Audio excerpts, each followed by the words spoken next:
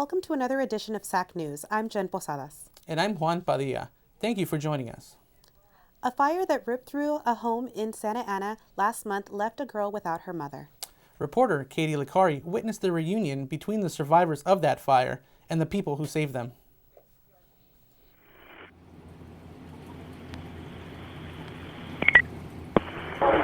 This amateur video taken by a neighbor and the radio traffic from March 11th shows first responders tending to someone just pulled out of a burning house. That night, firefighters with the Orange County Fire Authority and the Garden Grove Fire Department responded to this call. Firefighters pulled 3 people from the flames and revived 2 of them. 15-year-old Rebecca Cesario and her stepfather survived the fire with burn injuries and smoke inhalation. Her mother was not so lucky. A firefighter from that night described the scene. Pulled the fire hose, and I could just see, it was so hot. I could feel like my ears felt like they were melting. I could feel like all my bones, my joints were aching, and I just knew that just from my training, and this is what I trained for all my life, was just to be aggressive. And I saw all 3 of them pass right by me, all the victims as they were getting pulled out. And I guess it was so unreal. At that time, without a team effort, because everybody plays a huge part in this. And our job is to, this is what I signed up for, to make a difference and to do the ultimate sacrifice for somebody. Captain Biering led firefighters from both agencies for the rescue. It's not successful in that matter, but in all other aspects, he did a fantastic job. He sets the stage for the rest of us coming in. Rebecca and her stepfather were reunited with the heroes who pulled them from that intense heat and flames. Cesario is now focused on healing from both the physical and emotional wounds from that night. We decided to do that, so she saved the life of a 26-year-old mother and a 13-year-old girl. Cesario, now living with her aunt, focuses on healing and remembering her mother. The last thing I remember is my mom, like saying good night to me, I love you. So, and then she starts me in, so. Important deadlines are looming for SAC students. Anyone planning to take the AP Spanish exam has until April 6 to pay off any outstanding balances on those accounts. For students who are interested in participating in the Summer Scholars Transfer Institute, the priority deadline for those applications is April 7th at noon. And for incoming freshmen from the Anaheim Union High School District, the deadline to apply for the Disney Scholarship is April 6. You must be enrolled full-time for the entire school year and have a high school GPA of 2.5. So hit those deadlines, Dawn. Orange County will begin compiling a list of locations where another emergency homeless shelter could be opened.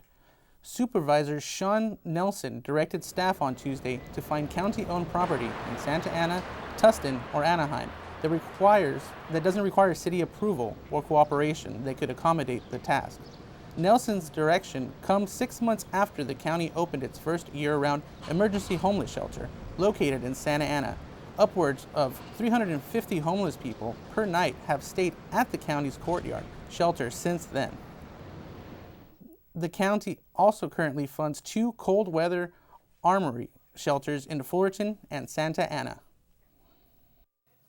Santa Ana residents have a free pass to learn about arts and science. The monthly program is called Santa Ana Free Days. On the first Sunday of every month, residents get free admission to the Discovery Cube, the Bowers Museum, and the Santa Ana Zoo. A valid ID card is your ticket to these locations.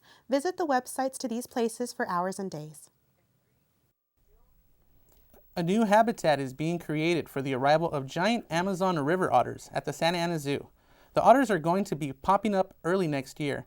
The furry friends will be front and center for guests. The new otter habitat will be part of the zoo's Amazon's Edge exhibit. The zoo is setting aside a portion of ticket sales to pay for construction of the otter's habitat and their ongoing animal conservation programs. Donations are welcome and guests can come by and see the otters once they move in. A celebrity judge from the hit show So You Think You Can Dance went back to school here in Santa Ana. Nigel Lithgow got to be principal for a day at Willard Intermediate School. The administration teamed up with the program designed to support the arts called Turnaround Arts California. They bring resources to schools with the hopes of having students discover their own creativity. Lithgow is an ardent supporter of the arts and the program's goal to help students develop their artistic identities.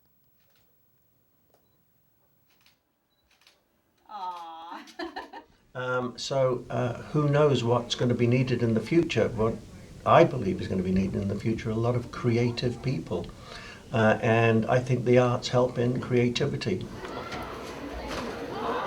And Lithgow says Turnaround Arts is just the kind of program that can make that happen. I'm so proud of this school because it creates great thinkers and brave people, people that don't just follow other people's dreams but make their own dreams up. So it shows you can do anything, no matter how small the school, how big the school, it's you, the person that comes out of that school, that creates anything you want to create. Very proud of being part of Willard. The OC Healthy Kids Expo wants to get children in step with a healthy lifestyle. On Saturday, April 8th, VIP Dance Studio will move kids off the couch and into action. The activities include belting out some karaoke tunes, carnival games, and a chance to snap some pics at a photo booth. The studio is also providing free dance classes. The event will get swinging from 11 a.m. to 5.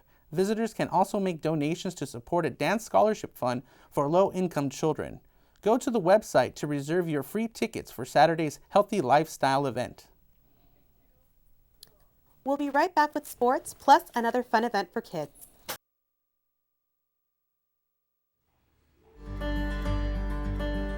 My name is Kevin. I'm a military veteran returning to school, and I'm a student at Santa Ana College. I went to an art school in Los Angeles for 2 years. I realized things were getting pricey and expensive. I was tired of hearing my parents talk about the financial issues we have. At the same time, I also had a desire ever since I was a little kid to join the military. So I enlisted in the United States Air Force for 4.5 years, and immediately at the same time I got out of the military, I got hired at Disney. I chose online classes because I'm able to have time management with my priorities outside of school and also with school. I'm able to control my life. My advice for a student thinking about taking online classes is you got to be on top of your game. You have to make sure you have time to do your online classes. It might be easy to forget that you have homework due and quizzes to take. So you just definitely got to be on top of it. I would say online classes are just the same type of difficulty as face-to-face class. Do the coursework, read the chapters, take the quiz. You still have deadlines just like actual classes. It's been a year and I'm able to speed up the process where I'm going to be getting my associate's degree this December and will be transferring for spring. So online classes definitely helps me reach my end goal faster.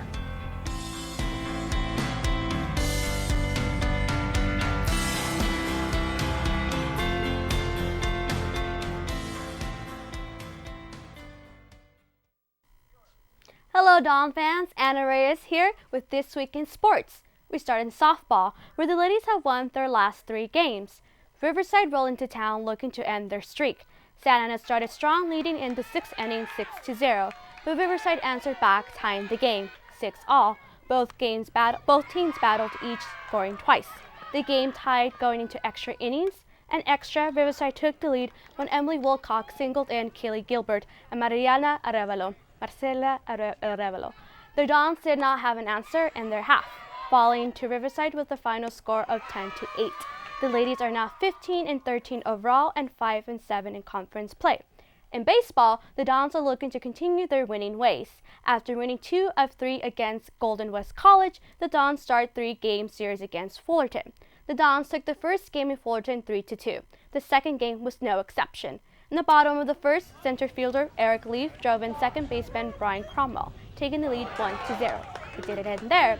In the second, catcher Bobby Velasquez singled, bringing in shortstop Derek Riley. The Dons scored 4 runs in the inning. The offense was booming, scoring in the 4th, 5th, and 7th inning, leaving easy work for Santa Nigel's Ward. He pitched a gem, going 7 innings with 3 strikeouts with no earned runs.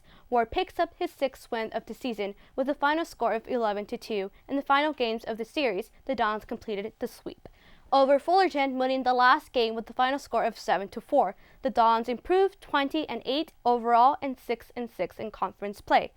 Santa Ana's track and field set personal records during a meet in San Francisco. Tony Lopez broke her own mark in the 5,000-meter event, finishing the race in just over 18 minutes. In the men's 5,000, Paulino Sanchez finished in 8th place with a personal best of 14 minutes 57 seconds. That does it this week in sports. Juan, Jen, back to you. The Easter Bunny will be rolling into Santa Ana next week. Orange County's Heritage Museum is hosting its annual egg hunt, April 8th from 9 a.m. to noon. The egg hunt is free and begins at 10. The event will also include face painting, games, crafts, and a raffle. The Easter Bunny will be hopping around with extra candy and taking pictures with visitors. So grab the kids and hop on down to the Orange County Heritage Museum April 8th. That's it for this week. Have a great spring break, everyone. Thank you for joining us, and don't forget to check out our Facebook, YouTube, and Instagram. We'll see you in 2 weeks.